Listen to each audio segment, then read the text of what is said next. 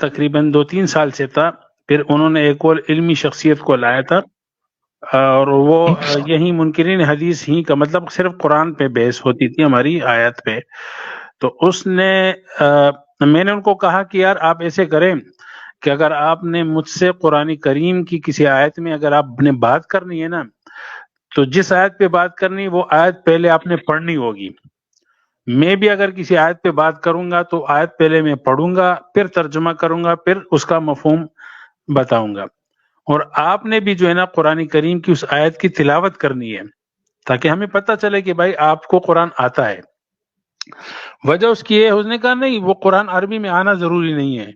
میں نے کہا بھائی دیکھے اگر میں کسی انگلش ٹیچر سے یہ کہوں اور مجھے انگلش نہیں آتی نہ مجھے ریڈنگ آتی ہے نہ بولنا آتی ہے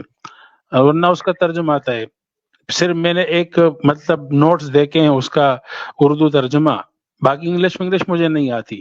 لیکن میں اس انگلش ٹیچر کو جو کہ 20-25 سال سے انگریزی پڑھا رہا ہے اس کو بولوں کہ انگلش بولنا اور پڑھنا تو مجھے نہیں آتی لیکن آپ انگلش کی جو تشریح کر رہے ہیں یا جو انگلش کا مطلب آپ بتا رہے وہ غلط ہے. یا میں کسی انگریز سے کہوں کہ آپ جو انگریزی بول رہے وہ غلط ہے اور لیکن مجھے بھی بولنا نہیں آتی. یا کوئی پٹھان اٹھ جائے اور کسی اردو والے جو اردو ٹیچر بھی ہے ایم اے ہے اور وہ اردو پروفیسر ہے اور وہ پٹھان کہے کہ مجھے اردو پڑھنا تو نہیں آتا ہے لیکن یہ کہ جو آپ اردو بولتا ہے وہ غلط ہے. تو میں نے کہا دیکھیں جنرل سی بات ہے